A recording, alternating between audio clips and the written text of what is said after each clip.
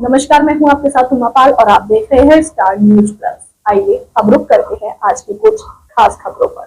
तब तक आप बने रहिए मेरे साथ स्टार न्यूज प्लस पर। धन्यवाद। चैनल को लाइक और सब्सक्राइब करना ना भूलें। देखते रहिए स्टार न्यूज प्लस।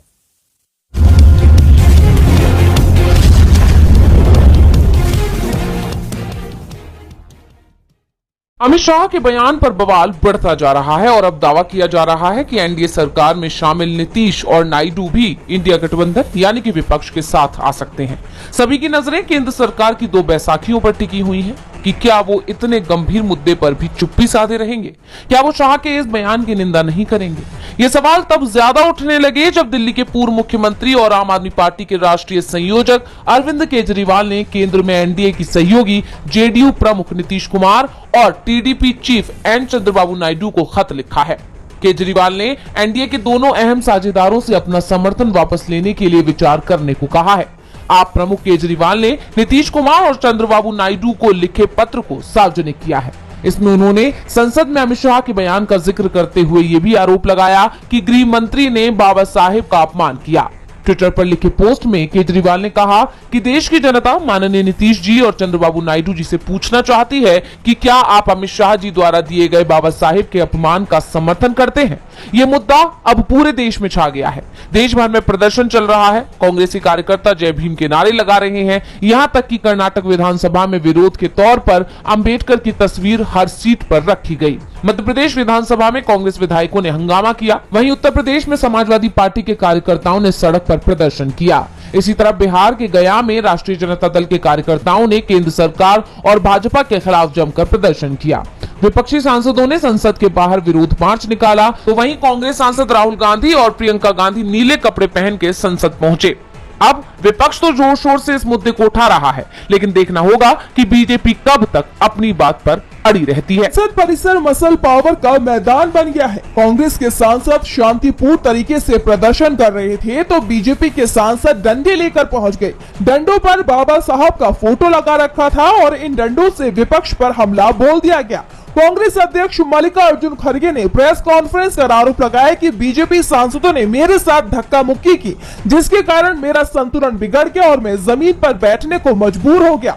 उन्होंने लोकसभा अध्यक्ष ओम बिरला को इस मामले को लेकर पत्र भी लिखा है, जिसमें उन्होंने मांग की है कि पूरे मामले की जांच कराई जाए। खड़गे ने कहा कि बीजेपी सांसद के हमले के चलते मेरे घुटनों पर चोट आई है, जिनकी पहले ही सर्जरी हो चुकी है। मैं आपसे इस घटना की जांच का आदेश देने का आग्रह करता हूं, जो न केवल मुझ पर बल्कि राज्यसभा के नेता, प्रतिपक्ष और कांग्रेस अध्यक्ष पर हमला है।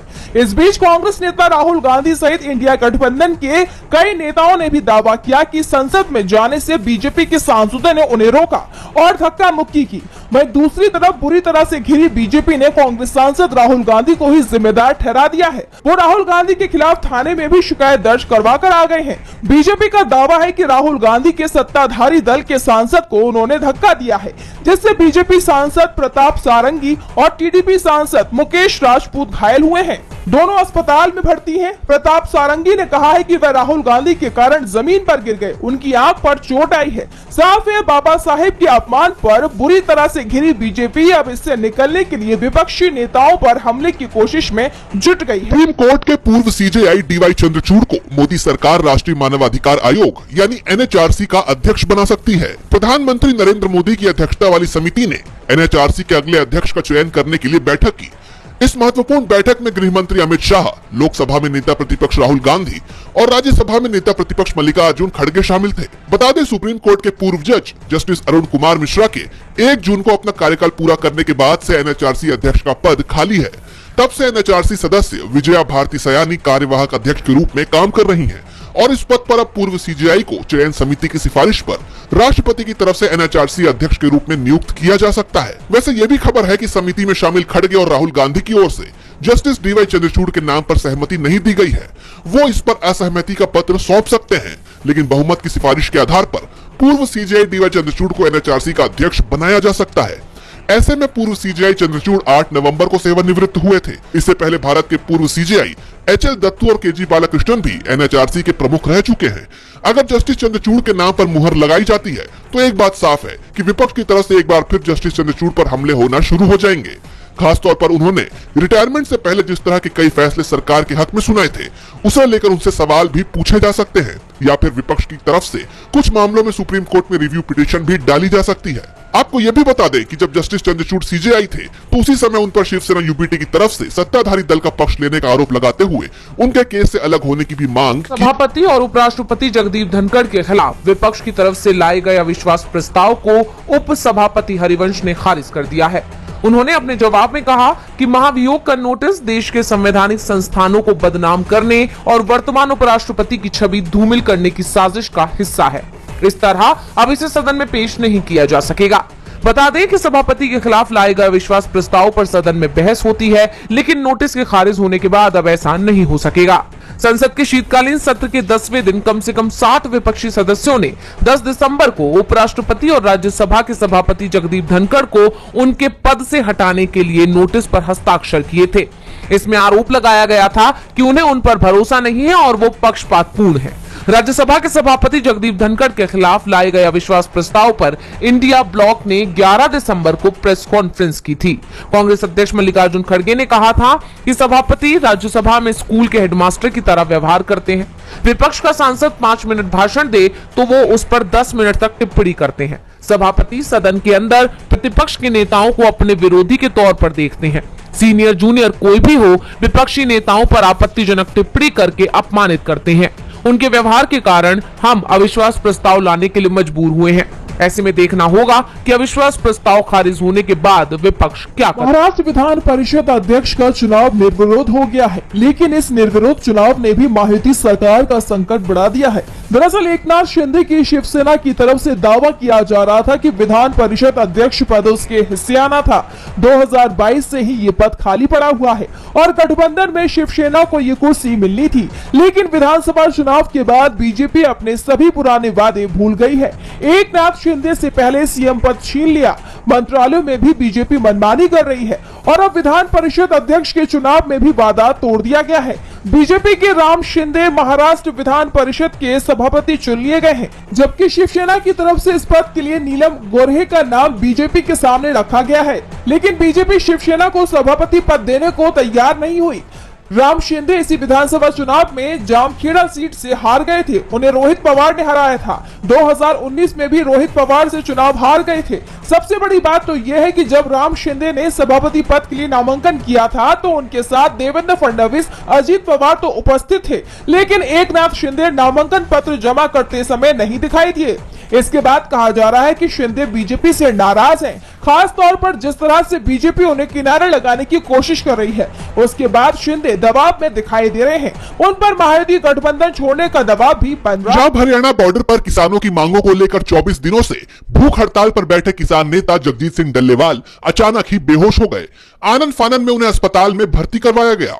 वहीं इस मामले पर सुप्रीम कोर्ट में भी सुनवाई हुई। इस दौरान सुप्रीम कोर्ट ने मामले पर सख्त रुख अपनाते हुए पूछा कि किसान नेता डल्लेवाल की आयु 70 साल की है और 20 दिन से वो भूख हड़ताल पर हैं। ऐसे में वो कौन डॉक्टर हैं जो बिना किसी जांच के ये कह रहे हैं कि डल्लेवाल की हालत स्थिर है। बता दें कि एक दिन पहले ही यानी 18 दिसंबर को भी सुप्रीम कोर्ट ने इस मामले पर सुनवाई की थी। शीर्ष अदालत ने सरकार को सख्त हिदायत दी थी कि वो डल्लेवाल की सेहत के मामले में कोई लापरवाही न बरतें, क्योंकि उनसे किसानों की भावनाएं जुड़ी हुई हैं और उनकी सेहत का ध्यान रखना राज्य सरकार की जिम्मेदारी है। सुप्रीम कोर्ट की कार्रवाई में सरकार की ओर से अटॉर्नी जनरल गुरमिंदर सिंह ने कहा, हमने रात भर में काफी कुछ बातचीत की है। पहले डल्लेवाल विरोध कर रहे थे, लेकिन अब हमने डॉक्टरों की एक टीम वहां बैठा दी है। एक जगह हवेली है, उसे अस्पताल बना दिया गया है। वहां सभी इमरजेंसी सेवाएं हैं। जस्टिस सूर्यकांत ने कहा कि वहां कैसे अस्पताल की सुविधाएं ले जा सकते हैं। क्या डल्लेवाल को वहां ले जाया गया है? डल्लेवाल सुप्रीम कोर्ट में अपनी बात रखना चाहते हैं। उनसे बातचीत में हमें कोई परेशानी नहीं है, लेकिन सबसे पहले हम ये चाहते हैं कि उनका इलाज किया जाए। प्राथमिकता पर ध्यान क्यों नहीं दिया जा रहा है? समस्या यह है कि 3-4 हजार लोग इकट्ठा हैं जो उन्हें हटाने का विरोध कर रहे हैं। कोई गाड़ी वहां से नहीं निकल सकती। हमें उनकी ब्लड रिपोर्ट दिखाइए। अभी तक तो डल्लेवाल ठीक है। आप ऐसा कह रहे हैं, कोई डॉक्टर नहीं। आप चाहते हैं कि अफसर डॉक्टरों का काम करें। 70 साल का व्यक्ति 24 दिन से भूख हड़ताल पर है। कौन डॉक्टर है जो बिना टेस्ट के उन्हें स्वस्थ बता रहा है? वो अनशन कर रहे हैं, लेकिन डॉक्टरों की निगरानी जरूरी है। उनका blood test, CT scan, cancer की हालत, ये सब आपकी जिम्मेदारी है। कुछ भी नहीं हो रहा, आपके अफसर किस तरह के जवाब दे रहे हैं? डल्लेवाल की सेहत को लेकर जहां सुप्रीम कोर्ट गंभीर है, तो वहीं डल्लेवाल की सेहत में लगातार गिरावट देखने को मिल रही है। अब देखना होगा कि किसानों के हक को लेकर डल्लेवाल की ये लड़ाई। सुप्रीम कोर्ट ने एक बार फिर योगी सरकार को सख्त निर्देश दिए हैं। कोर्ट ने उत्तर प्रदेश के जिला अधिकारियों से कहा है कि धर्म संसद में वह सुनिश्चित करें कि कोई नफरत फैलाने वाला भाषण ना हो। दरअसल उत्तर प्रदेश के गाजियाबाद में धर्म संसद और उत्तर प्रदेश प्रशासन और पुलिस के खिलाफ याचिका लगाई गई थी। हालांकि कोर्ट ने याचिका पर विचार करने से इनकार कर दिया है, लेकिन उन्होंने योगी सरकार को सख्त निर्देश दिए हैं। Chief justice of India Sanjeev Khanna और जस्टिस संजय कुमार की पीठ ने उत्तर प्रदेश प्रशासन से कहा है कि वह सुनिश्चित करें कि नफरत फैलाने वाले भाषणों को रोकने के लिए सुप्रीम कोर्ट के निर्देशों का पालन किया जाए। सीजीआई ने यूपी राज्य की ओर से पेश additional solicitor general K M. Nataraj से कहा, कृपया इस बात पर नजर रखें कि क्या हो रहा है। कार्यक्रम की रिकॉर्डिंग होनी चाहिए। सिर्फ एक तथ्य का मतलब ये नहीं कि हम सुनवाई नहीं कर रहे हैं, इसका मतलब ये नहीं है कि उल्लंघन होना चाहिए।